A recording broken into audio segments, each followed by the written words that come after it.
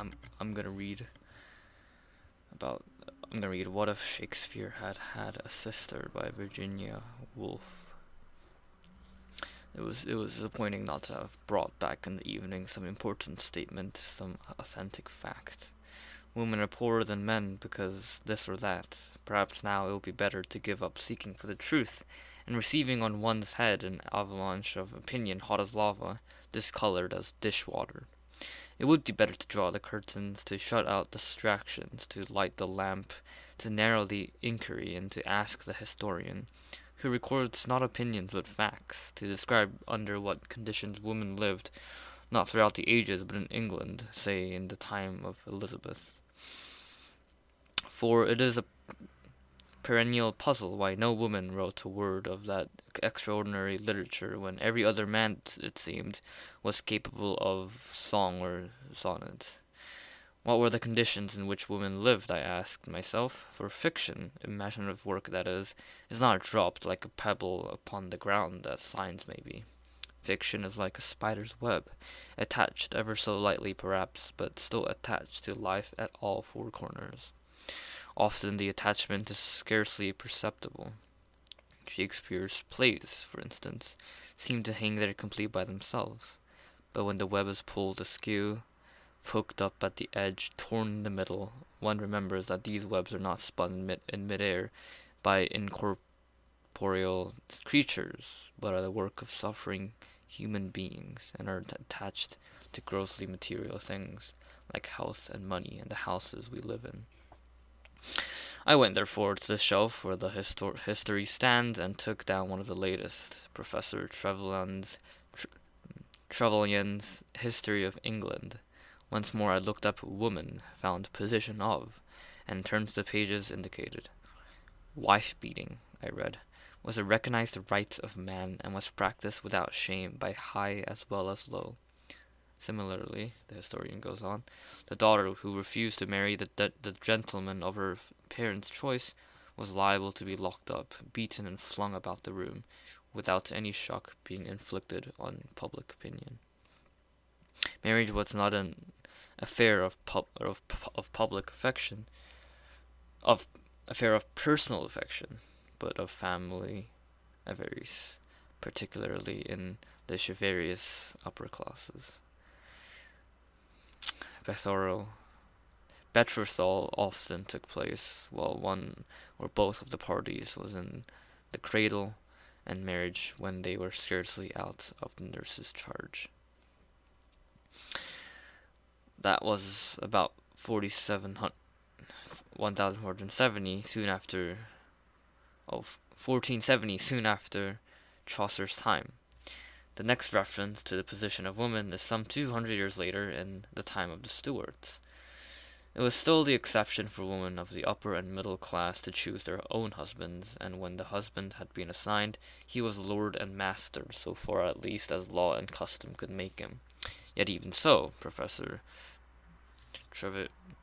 Trevelyan concludes, neither Shakespeare's women nor those of authentic 17th century memoirs like the Verneys and the Hutchinsons seem wanting in personality and character. Certainly, if we consider it, Cleopatra must have had a way with her.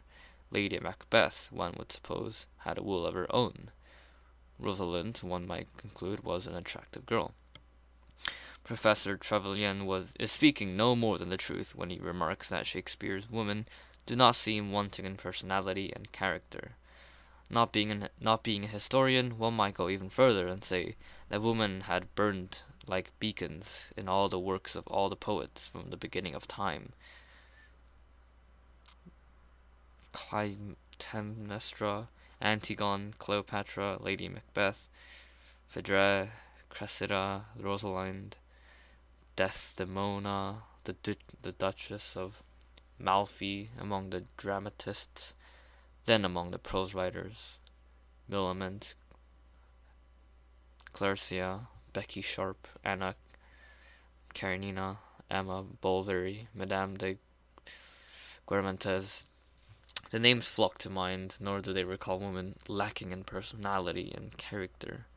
Indeed, if woman had no existence save in the in the fiction written by men, one would imagine her a person of the utmost importance, very various, heroic and mean, splendid and sordid, infinitely beautiful and hideous in the extreme, as great as a man, some think even greater. But this is woman in fiction, and in fact, as Professor Trevelyan points out, she was locked up, beaten, and flung about the room. A very queer composite being thus emerges. Imaginatively, she is of the highest importance. Practically, she is completely insignificant. She pervades poetry from cover to cover. She is all but absent from history. She dominates the lives of kings and conquers in fiction. In fact, she was the slave of any boy whose parents forced a ring upon her finger. Some of the most inspired words, some of the most profound thoughts in literature fell from her lips. In real life, she could hardly read, could scarcely spell, and was the property of her husband. It was certainly an odd monster that one made up by reading the historians first and the poets afterwards. A warm winged like an eagle, the spirit of life and beauty in a kitchen, chopping up sweat.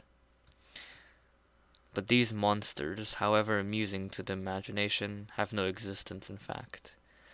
What one must do to bring her to life was to think poetically and prosaically at the same moment, thus keeping in touch with fact. That she is Mrs. Martin, aged 36, dressed in blue, wearing a black hat and brown shoes, but not losing sight of fiction either.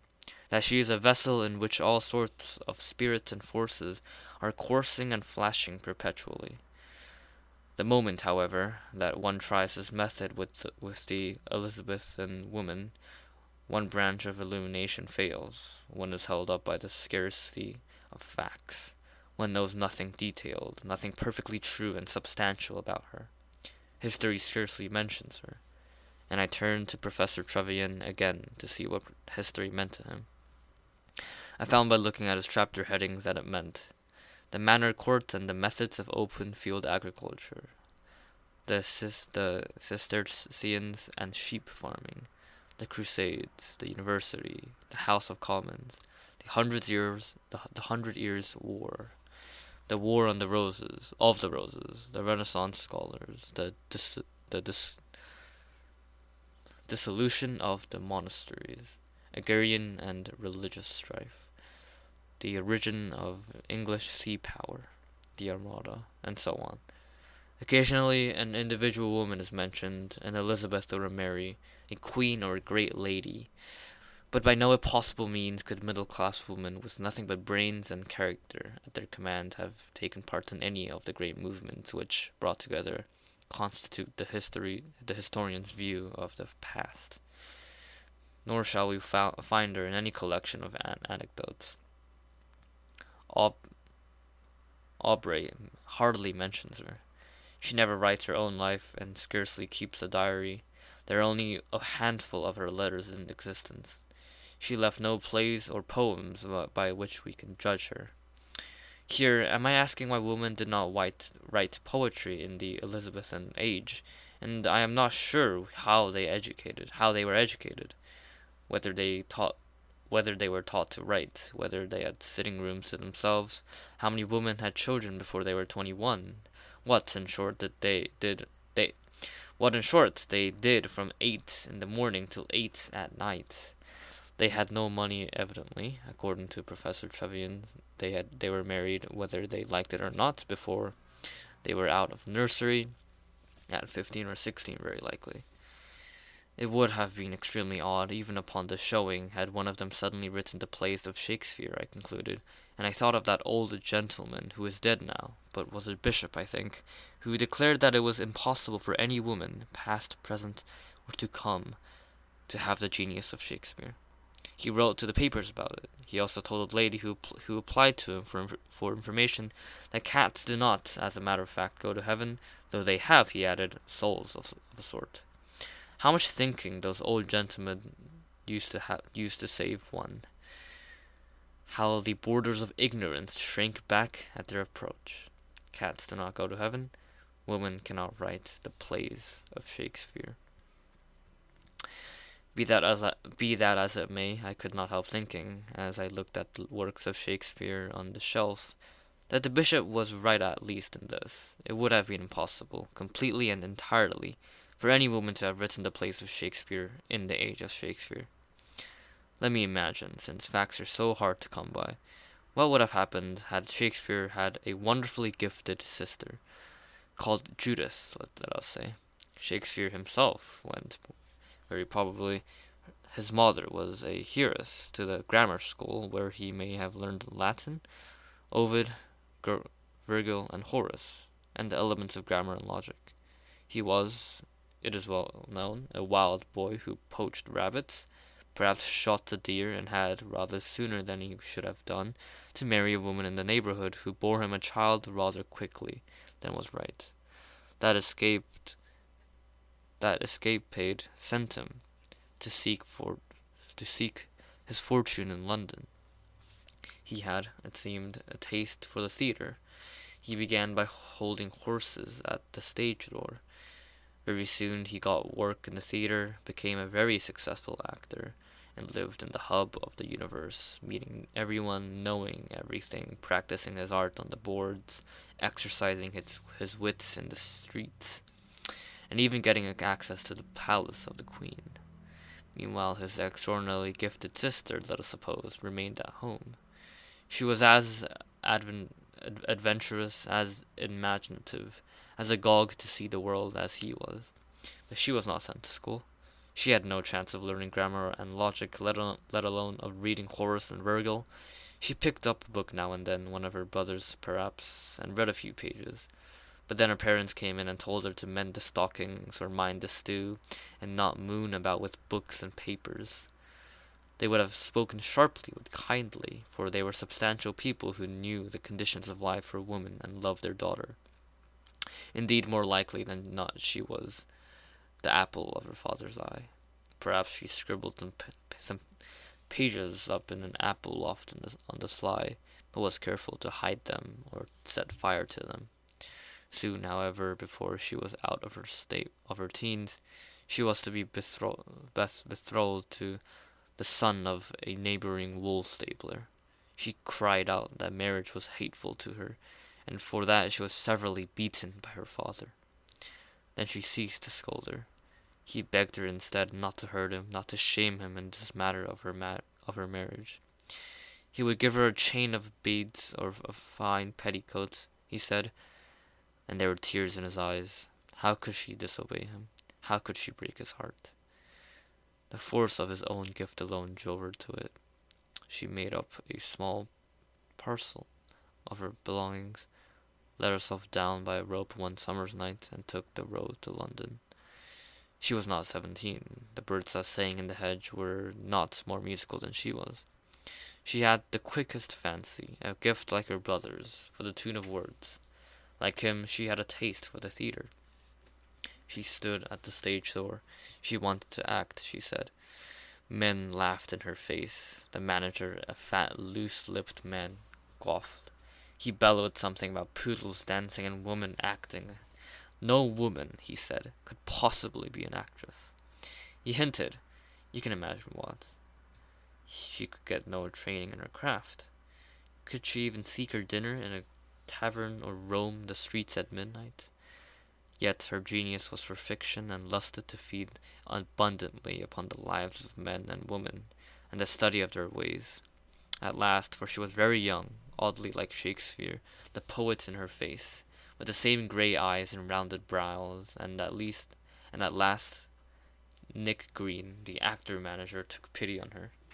She found himself with child by that gentleman, and so, who shall measure the heat and violence of a poet's heart, when caught and tangled in a woman's body?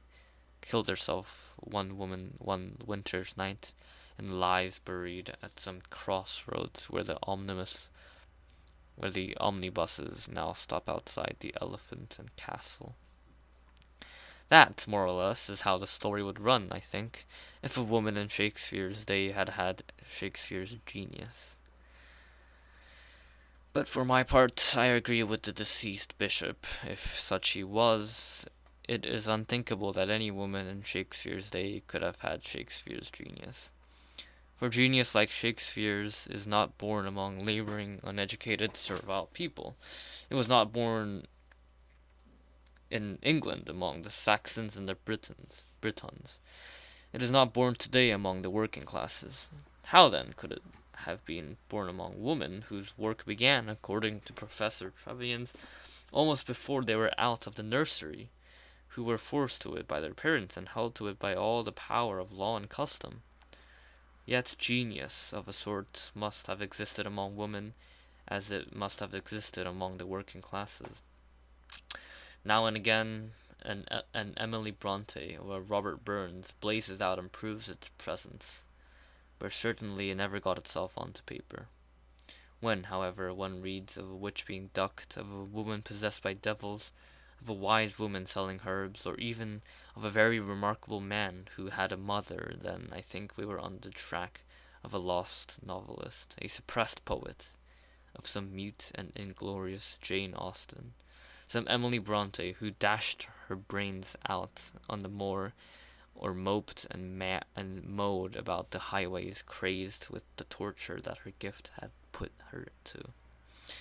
Indeed, I would venture to guess that Anon, who wrote so many poems without singing them, signing them, was often a woman. It was a woman, Edward Fitzgerald, I think, suggested, who made the ballads and the folk songs, crooning them to her children, beguiling her spinning with them for the length of the winter's night. This may be true or it may be false, who can say? But what is true in it, so it seemed to me, reviewing the story of Shakespeare's sister as I had made it, is that any woman born with a great gift in the 16th century would certainly have gone crazed, shot herself, or extended her days in some lonely cottage outside the village, half witch, half wizard, feared and mocked at. For it needs little skill in psychology to be sure that a highly gifted girl who had tried to use her gift for poetry would have been so thwarted and hindered by other people, so tortured and pulled asunder by her own contrary instincts, that she must have lost her health and sanity to a certainty. No girl could have walked to London and stood at a stage door and forced her way into the presence of actor managers without doing herself a violence and suffering an anguish which may have been irrational. For chastity may be a fetish invented by certain societies for unknown reasons, but were none the less inevitable. Chastity Chastity had then, it has even now, a religious importance in a woman's life, and has so wrapped itself round with nerves and instincts that it to cut free and bring it to the light of day demands courage of the rarest. To have lived a free life in London in the 16th century would have meant for a woman who was poet and playwright a nervous stress and dilemma which might well have killed her. Had she survived, whatever she had written would have been twisted and deformed, issuing from a strained and morbid imagination. And undoubtedly, I thought, looking at the shelf where there are no plays by women, her work would have gone unsigned. That refuge she would have sought, certainly. It was a relic of the sense of chastity, have dictated anonymity to women even so late as the 19th century. Carrier Bell, George Eliot, George Sand, all the victims of inner strife, as her writings prove, sought ineffectively to veil themselves by using the name of a man. Thus they did homage to the convention, which, if not implanted by the other sex, was liberally encouraged by them. The chief glory of a woman is not to be talked of, said Pericles, himself a much talked of man. That publicly in woman is detestable. That publicity in woman is detestable. That woman, then, who was born with the gift of poetry in the 16th century was an unhappy woman, a woman at strife against herself. All the conditions of her life, all her own instincts, were hostile to the state of man which is needed to set free whatever is in the brain. But what is the state of mind that is most propitious to the act of creation? I asked. Can one come by any notion of the state that furthers and makes possible that strange activity? Here I opened the volume containing the tragedies of Shakespeare. What was Shakespeare's state of mind, for instance, when he wrote the Lear and Antony and Cleopatra? It was certainly the state of mind most favorable for poetry that there has ever existed, but Shakespeare himself said nothing about it. We only know casually and by chance that he never blotted a line. Nothing indeed was ever said by the artist himself about his state of mind until the 18th century perhaps. Rosal perhaps began it. At any rate, by the 17th century, self-consciousness had developed so far that it was a habit for men of letters to describe their minds in confessions and autobiographies. Their lives also were written, and their letters were printed after their death. Thus, though we do not know what Shakespeare went through when he wrote Lear, we do know what Carl Carlyle went through when he wrote the French Revolution, what Flaubert went through when he wrote Madame Bovary, what Keats was going through when he tried to write poetry against the coming of death and the indifference of the world. And one gathers from this enormous modern literature of confession and self-analysis that to write a work of genius is almost always a feat of prodigious difficulty. Everything is against the likelihood that it will come from the writer's mind whole and entire. Generally, material circumstances are against it. Dogs will bark, people will interrupt, money must be made, health will break down. Further accentuating all these difficulties and making them harder to bear is the world's notorious indifference. It does not ask people to write poems and novels and histories. It does not need them. It does not care whether Flaubert finds the right word or whether Clarley scripturally verifies this or that fact. Naturally, it will not pay for what it does not want. And so the writer, Keats, Flaubert, Clarley, suffers, especially in the creative years of youth, every form of distraction and discouragement. A curse, a cry of agony, rises from those books of analysis and confession. Mighty poets in their misery dead, that is the burden of their song. If anything comes, though, in spite of this, it is a miracle, and probably no book is born entire and uncrippled as it was conceived. But for woman, I thought, looking at the empty shelves, these difficulties were infinitely more formidable. In the first place, to have a room of her own, let alone a quiet room or a soundproof room, was out of the question, unless her parents were exceptionally rich or very noble, even up to the beginning of the 19th century. Since her pin money, which depended on the goodwill of her father, was only enough to keep her clothed, she was debarred from such alleviations as came even to Keats and Tennyson and Carlyle, all poor men from a walking tour, a little journey to France, from the separate lodging which, even if it were miserable enough, sheltered them from the claims and tyrannies of their families.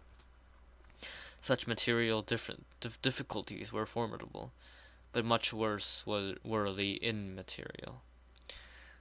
The indifference of the world which Keats and Flaubert and other men of genius had found so hard to bear was in her case not indifference but hostility. The world did not say to her, as it said to them, "Write if you choose, it makes no difference to me."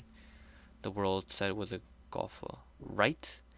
What's the good of your writing?" I told you in the course of this paper that Shakespeare had a sister, but do not look for her in Sir Sidney Lee's Life of the Poet. She died young. Alas, she never wrote a word. She lies buried where the omnibuses now stop, opposite the Elephant and Castle. Now my belief is that this poet, who never wrote a word and was buried at the crossroads, still lives. She lives in you and me, and in many other women who are not here tonight, for they are washing off up the dishes and putting the children to bed. But she lives, for great poets do not die. They are continuing presences. They need only the opportunity to walk among us in the flesh. This opportunity, as I think, is it as I think it is now coming within your power to give her. For my belief is that if we live another century or so, I am talking of the common life, which is the real life, and not of this little separate lives which we live as individuals, and have 500 a year, each of us, in rooms of our own. If we had the habit of freedom and the courage to write exactly what we think, if we escape a little from the common sitting room and sit and see and see human beings not always in their relation to each other, but in relation to reality, and the sky too, and the trees, or whatever it may be in themselves. If we look past Milton's boogie, for no human being should shut out the view. If we face fact, for it is a fact, that there is no arm to cling to, but that we go alone, and that our relation is to the world of reality and not only to the world of men and women, then the opportunity will come, and the dead poet, who was Shakespeare's sister, will put on the body which she has so often laid down, drawing her life from the lives of the unknown who were her forerunners, as her brother did before her. She will be born. As for her coming, without that preparation, without that effort on our part, without that determination that when she is born again, she shall find it possible to live and write her poetry, that we cannot expect, for that would be impossible. But I maintain that she would come if we worked for her, and that so to work, even in poverty and obscurity, is worthwhile. And that was a that was a fun essay. Thank, thank you.